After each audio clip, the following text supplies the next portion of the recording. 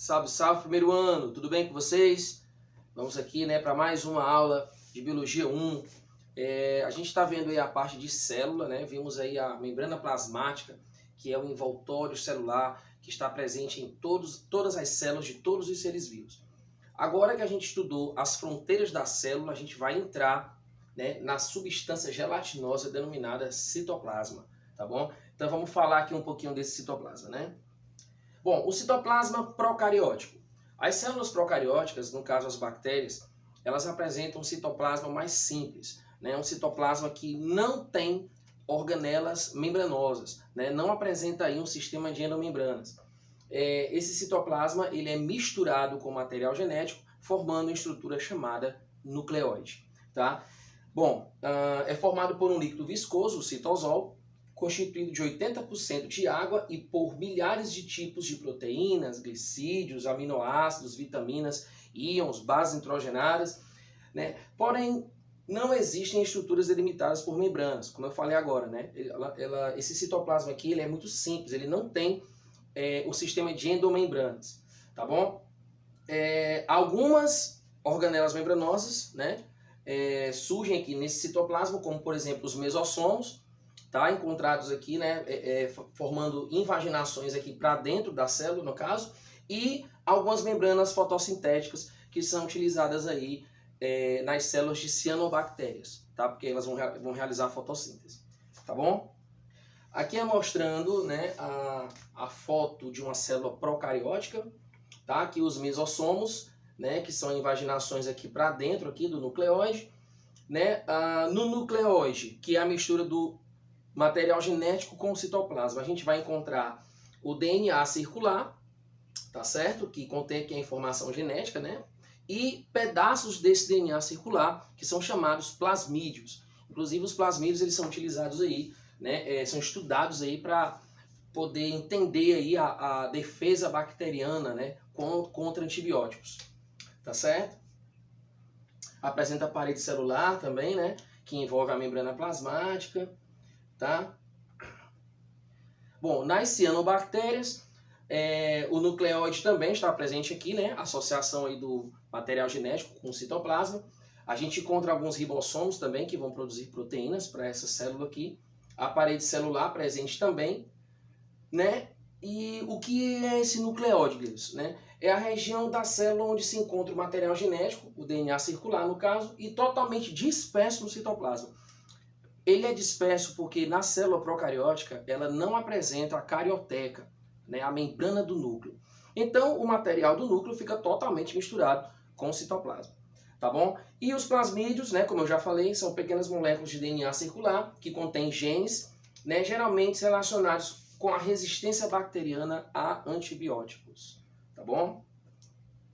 Bom, vamos falar agora do citoplasma eucariótico, O citoplasma da célula evoluída, a célula organizada, como a gente chama essa célula aqui, Aquela célula que tem a membrana nuclear, onde a membrana nuclear, a carioteca, ela delimita, ela separa, ela individualiza o núcleo, evitando que o material genético fique misturado com o citoplasma. Então, corresponde toda a região situada entre a membrana plasmática e o envelope nuclear, no caso a carioteca, E é constituído por um fluido chamado citosol ou hialoplasma, composto basicamente de água, íons, substâncias necessárias à síntese de moléculas orgânicas. Então aqui é mostrando a célula cariótica, Observe aqui o envelope nuclear, a carioteca, e aqui é mostrando, apenas a parte interna aqui do citoplasma sem as organelas, Tá mostrando aqui, fazendo exatamente aqui essa comparação aqui do citoplasma para o hialoplasma, beleza? Citoesqueleto é o esqueleto da célula, A célula apresenta uma forma, formas diversas, porque o citoesqueleto ele dá essas formas diversas aí para as células, tá certo? Ele dá sustentação à célula, Então assim, ele tem funções importantíssimas, Então é uma estrutura que dá sustentação à célula eucariótica, E é formado por microtúbulos, microfilamentos e filamentos intermediários. Estruturas aqui ultramicroscópicas que vão se unindo, se alinhando, formando como se fosse um esqueleto por dentro, né? Aqui, ó, mostrando aqui dando todo o alicerce aqui da célula, ó, montando aqui uma rede de túbulos microscópicos que vão sustentando aí a célula e também prendendo aqui as organelas, né, para que elas não fiquem passeando soltas, né, livremente aí no citoplasma. Tá bom? Aqui é mostrando os filamentos intermediários, os microtúbulos e os microfilamentos aqui, né, as estruturas que formam esse sistema aqui de sustentação chamado citoesqueleto. Beleza? Bom, vamos ver aqui um vídeo. Vamos lá.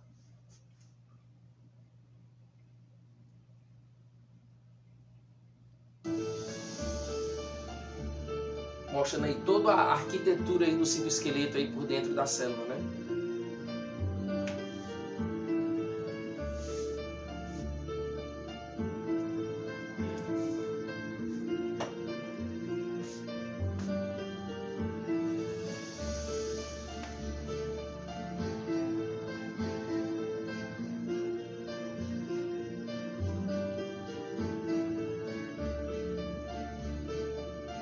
Olha só ele se montando por completo aí, né? As microestruturas aí. Ele realiza movimentos no interior da célula, tá? Ele praticamente monta toda a arquitetura lá citoplasmática, né?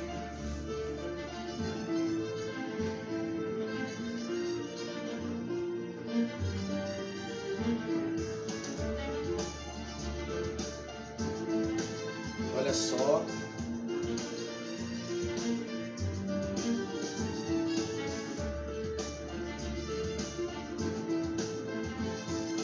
Movimento de estruturas aí no interior da célula, né?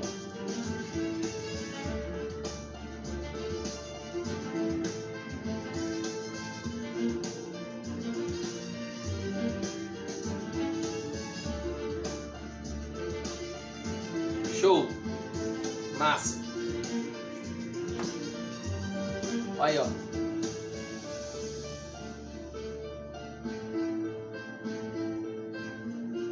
Isso tudo que é mexido no interior da célula, né, o citoesqueleto ele está responsável, né? Boa parte, né?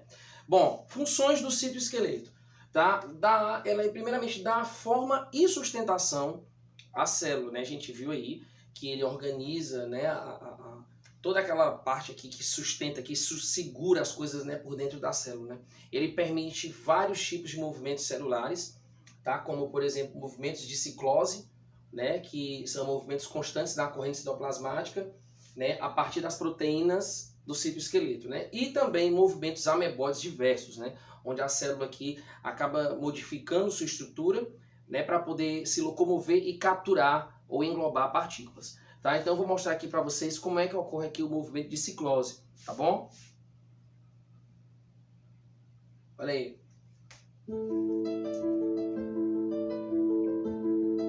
Se fosse assim, toda aquela corrente citoplasmática se movimentando por dentro da célula e movimentando algumas estruturas. Ó.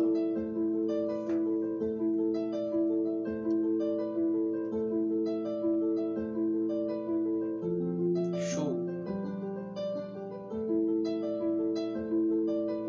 Note aqui que as estruturas estão se movendo, ó, se locomovendo, ó, saindo de um lugar para outro.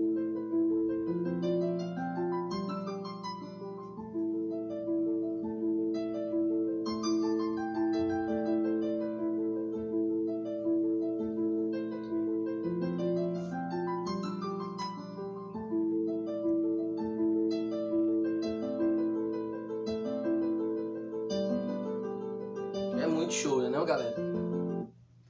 E aqui o movimento amebóide, né, que vocês já viram lá na fagocitose, né? Olha só, né, o citoesqueleto permite, né, os movimentos internos aí da célula para que ela possa acabar, ela acaba aqui se transformando, né, criando falsos pés para facilitar aqui na locomoção. Ó, note aqui que ela está englobando uma partícula. Ó.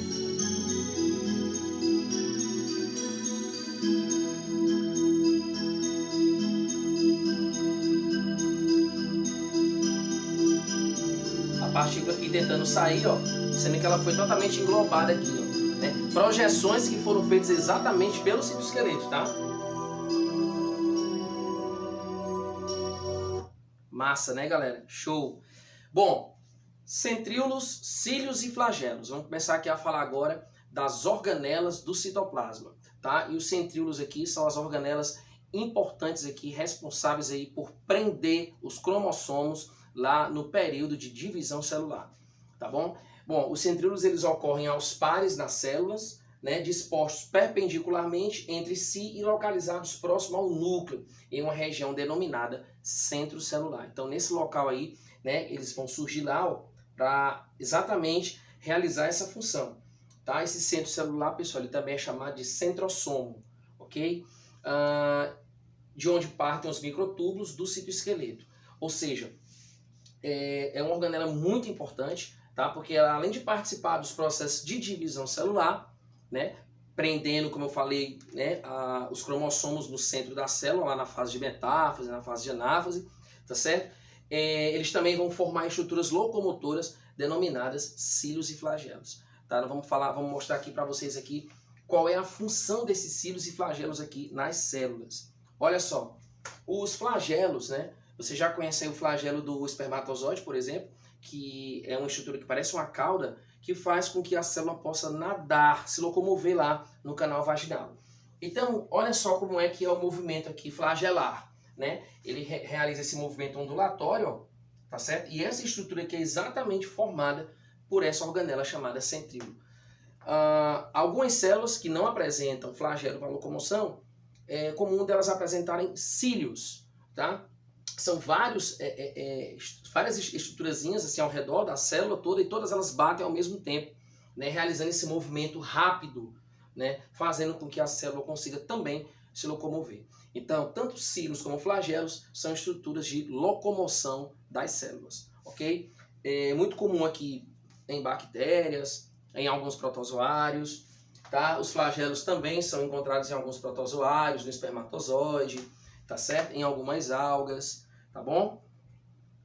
Bom, ribossomos, organela aí essencial na produção de proteínas da célula, tá? Quando se fala em proteína, já vem logo aí na mente ribossomos, tá? Né? São estruturas encontradas tanto em células procarióticas como eucarióticas, ou seja, as bactérias também apresentam essa organela aqui, tá certo? E participam do processo de síntese de proteínas, né? Ele é formado por duas subunidades ribossômicas, a unidade ribossômica menor e a unidade ribossômica maior. O ribossomo ele sai lendo lá o código genético, né, a fita lá genética, e vai produzindo daí proteínas específicas, tá certo? É uma organela aí que está presente praticamente em todas as células. Retículo endoplasmático é composto por canais delimitados por membranas. Ou seja, eu tenho aqui uma organela típica mesmo do sistema de endomembranas, tá certo? Esses canais comunicam-se com a membrana nuclear, ou seja, ele está sempre preso lá à carioteca, né? Constitui uma rede de túbulos, bolsas achatadas, interligadas, e apresentam funções como transporte e armazenamento. Existem dois tipos de retículo endoplasmático. Nós temos o retículo endoplasmático liso, que a gente vai chamar de REL, tá? E o retículo endoplasmático rugoso, que iremos chamar de RER, tá? Gente, o retículo endoplasmático liso ou não granuloso, tá? Isso porque ele não apresenta os pontinhos, né? São sistemas de túbulos mais cilíndricos, olha só, tá? E sem ribossomos aderidos à membrana, né? Totalmente liso, tá? E participam da síntese de esteróides, fosfolipídios e outros lipídios como o colesterol. Então a gente costuma falar que a função do retículo endoplasmático liso está associada à produção de lipídios, tá? Produção de esteroides, tá bom?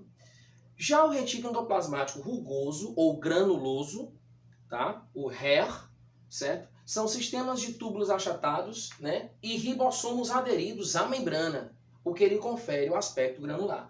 Então, aqui é o liso, ele está preso diretamente com esse outro que está cheio de pontinhos. Ou seja, eu tenho aqui o retículo endoplasmático rugoso, tá? Note que cada pontinho desse daqui, as ruguinhas, né, são exatamente os ribossomos aderidos à membrana dessa organela aqui. Gleilson, O ribossomo, você falou que ele produz proteínas. Então, eu posso dizer que o retículo endoplasmático rugoso, que produz ribossomos, ele está relacionado também com a síntese de proteínas, né? E é exatamente a função desse retículo, tá? Síntese de proteínas que poderão ou não ser enviadas para o exterior da célula, né? Eu vou mostrar para vocês aqui que ele produz proteínas que são armazenadas e secretadas em uma outra organela, tá certo? Bom, então aqui é mostrando, né, os dois retículos. Ó, note que o retículo rugoso está sempre aderido aqui ao núcleo, ó, tá? Beleza? Bom, vamos ver aqui mais um vídeo dos retículos endoplasmáticos. Olha só. Né, o retículo endoplasmático rugoso,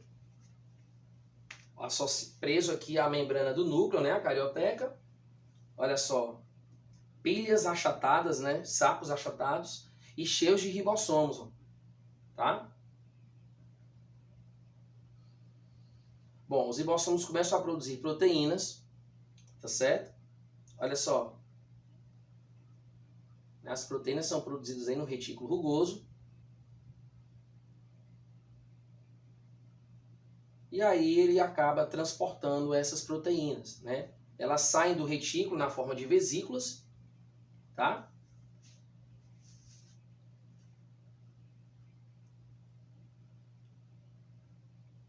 Transporta proteínas aí, né, para a célula, né? Ou para dentro ou para fora da célula, tá? Bom, vamos lá. Continua aí ainda. O que é que ele vai mostrar agora?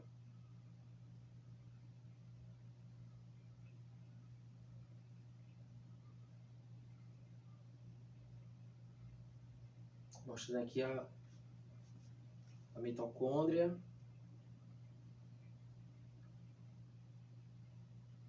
Eu acho que... Bom, o complexo golgiense, tá?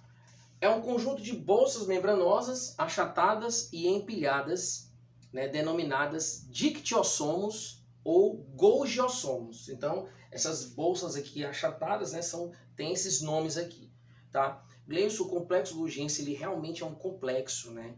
Ele apresenta diversas funções, tá? Olha só, né? Ele localiza geralmente próximo ao núcleo, né, e ao retículo endoplasmático rugoso. Isso porque ele vai ter uma parceria com essa outra organela aqui, tá certo? Vamos ver aqui primeiramente as funções do complexo golgiense. Primeira delas, armazenamento de substâncias, né, pilhas de sáculos, sacolas achatadas, né, algumas substâncias que são secretadas pelo retículo endoplasmático rugoso, por exemplo, vão ficar armazenadas aqui no complexo golgiense. Massa. Secreção celular. Algumas substâncias, algumas proteínas, né, que são armazenadas aqui no retículo rugoso, elas vão ser secretadas, né? Aliás, elas são lançadas pelo retículo endoplasmático rugoso para o complexo golgiense, onde elas serão aqui armazenadas e secretadas, tá certo? Então ele apresenta essa função aqui de secreção celular, tá? Ao serem secretadas, tá? Algumas delas formar aqui, tá, uma outra organela chamada lisossomos, tá certo? Os lisossomos que a gente vai já falar que são organelas que digerem partículas dentro da célula, tá? Então, algumas vesículas dessas daí, elas podem estar cheias de enzimas digestivas, o que irão dar origem a essas organelas chamadas lisossomos, tá? Também são responsáveis pela produção de polissacarídeos, como por exemplo a hemicelulose, né, produzido aqui pelo complexo golgiense, e ainda participam da formação do acrossomo do espermatozoide. Aquela região anterior do espermatozoide, ela apresenta uma bolsa de enzimas chamada acrossomo, tá? Que durante a fecundação, o espermatozoide, ao se encontrar com o óvulo, essa bolsa de enzimas ele libera essas enzimas para que elas possam tentar corroer a membrana do óvulo da mulher, tá certo? Então aqui nós temos as funções, né, do complexo golgiense, tá? Aqui é mostrando o retículo endoplasmático rugoso produzindo proteínas que saem do retículo, ó, na forma de vesículas, e aí elas são armazenadas aqui no complexo golgiense e em seguida elas são secretadas para fora, ó, tá certo? Então a gente tem aqui o complexo realizando duas funções, né? A primeira delas, armazenamento de substâncias, e a segunda, secreção celular. Beleza? Vamos ver aqui um outro vídeo. Olha só. Aqui é mostrando exatamente o que eu acabei de falar. Né, ó. Os ribossomos aí, né, vão produzir proteínas aqui no retículo endoplasmático rugoso, tá? Elas acabam saindo do retículo endoplasmático rugoso, ó, na forma de vesículas e vão ser guardadas no complexo Golgiense, tá? Lá dentro do complexo elas podem ser secretadas ou não, tá?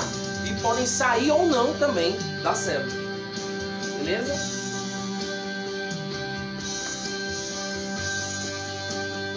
Que show, né, galerinha? Massa!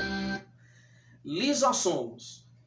Bom, organelas aqui que realizam a digestão intracelular, tá bom? São pequenas vesículas membranosas arredondadas que contêm grande quantidade de enzimas responsáveis por essa digestão, tá? Então a gente viu lá na membrana plasmática sobre a fagocitose, né, Gleilson? Que a membrana, ela cria invaginações, certo? A célula consegue se locomover. E aí, quando a célula acaba englobando uma partícula sólida, que é um caso de fagocitose, essa partícula, ao entrar dentro da célula, passa a se chamar fagossomo, né? Em seguida, o lisossomo, que é a organela, né, responsável por essa digestão, ele acaba aqui englobando aqui a partícula que foi digerida, certo? E digere essa partícula com enzimas digestivas contidas nessa organela, tá certo? Em seguida, a célula cria uma nova invaginação e elimina os resíduos aqui, né? Um fenômeno que nós chamamos de exocitose ou plasmocitose ou ainda defecação celular, tá certo? Bom, existem dois tipos aqui de digestão realizada pelos lisossomos. Eles têm uma função heterofágica, tá? Quando digestão de partículas alimentares que penetram na célula por fagocitose ou pinocitose, né, que ficam no interior de vacúolos alimentares. Foi o que aconteceu aqui.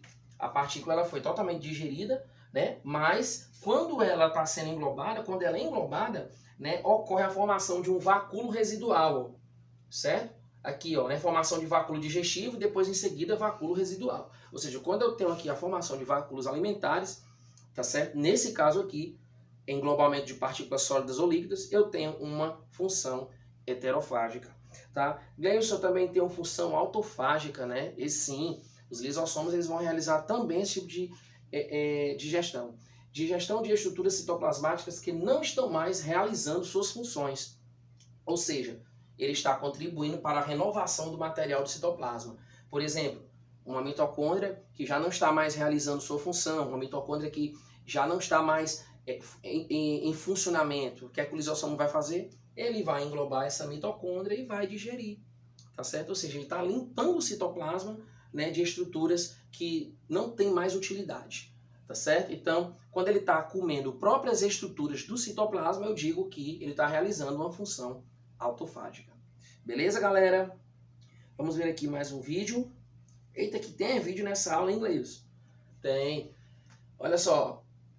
Aqui é mostrando a fagocitose, né, gente? A célula vai fagocitar exatamente essa bactéria aqui, ó. Certo? Vamos observar aí o que é que vai acontecer, né?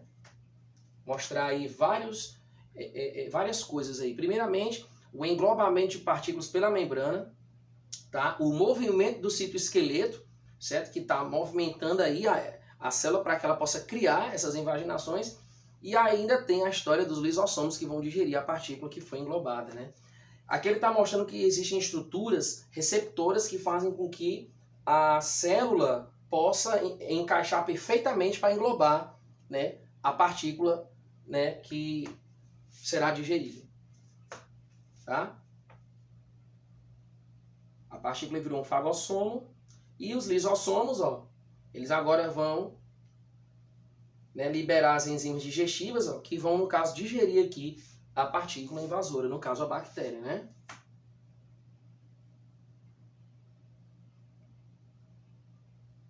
Pronto, foi digerida a bactéria. Tem a formação de vacúolos residuais e agora a eliminação dos resíduos da bactéria para fora, no caso aqui de exocitose ou defecação celular. Não é isso? Show! Peroxissomos são organelas membranosas de contorno arredondado, tá? Que estão presentes em células animais e vegetais, tá? O que é que ele tem? né? Esse peroxissomo ele apresenta enzimas do tipo catalase, enzimas que vão quebrar, né, alguma substância, né? Quais são as funções que os peroxissomos vão realizar, né, dentro das nossas células? Primeiramente, oxidação de substâncias orgânicas, né? Por exemplo, os ácidos graxos, né, onde há formação de um subproduto tóxico, que seria a água oxigenada, H2O2, o peróxido de hidrogênio. Certo? Esse produto aqui ele é tóxico para a célula. Então, o peroxissomo acaba quebrando essa molécula de H2O2 em água e oxigênio. Certo? Como é que ocorre essa quebra, Deus? Graças às enzimas, né, produzidas aqui por essa organela denominadas catalases. Ok? E, além disso, ele vai realizar também uma outra função, que é a desintoxicação do organismo. Tá bom? Vacúolos. Organelas aqui que o nome já diz, né? Vão guardar coisas, né? Como se fosse um vácuo, né? Para guardar coisas. Então, assim, os vacúolos de suco celular são delimitados por uma membrana lipoproteica chamada tonoplasto. Então, toda a membrana que está envolvendo aqui esse vacúolo aqui que vocês estão vendo, ela é chamada de tonoplasto, tá certo? Essas organelas são exclusivas de células vegetais e de certas algas, né? Nas células jovens de plantas, os vacúolos são numerosos e pequenos. E à medida que a célula cresce, eles se fundem em um único, grande e bem desenvolvido vacúolo central. Tá? Gente, os vacúolos eles servem para armazenar água, armazenar certas substâncias. Tá? Então, funções: armazenamento de substâncias úteis, né, e reservatórios de substâncias potencialmente prejudiciais. Tá? Eles também podem guardar substâncias aí que são altamente prejudiciais para a própria célula. Tá? Bom, as mitocôndrias, né, que são as organelas top aí da célula, né, são organelas em forma de bastonete com membrana externa, membrana interna, né, e a membrana interna ela forma exatamente essas dobras aqui que nós chamamos de cristas mitocondriais. Tá? Peraí, isso quer dizer que ela tem uma membrana externa, né, e dentro dela, a membrana interna ela acaba se transformando nessas dobras aí, que são chamadas cristas mitocondriais, né? Aqui a gente vai encontrar também a matriz mitocondrial, certo? Que é toda uma estrutura líquida, né? Meio gelatinosa, aqui passando aqui entre as cristas mitocondriais, tá? Bom, ela se diferencia de outras organelas porque as mitocôndrias elas apresentam DNA próprio, né? Ou seja, elas têm uma alta capacidade de duplicação, tá certo? O que torna aí uma organela top, né? Diferente das outras. Tá? Possui enzimas, né, RNA, DNA e ribossomos próprios, né, que irão produzir as próprias proteínas para elas mesmas. Tá? Capazes de autoduplicação, presença de DNA, né, e a função dessa organela top é exatamente a respiração celular.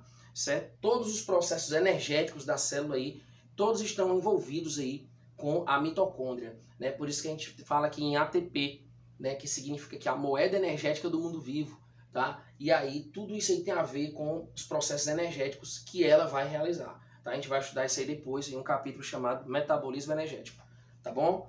E para encerrar, a última organela que são os cloroplastos. Né? Os cloroplastos, pessoal, assim como as mitocôndrias, eles também apresentam DNA próprio. Também é uma organela top, né? E é a organela top da fotossíntese.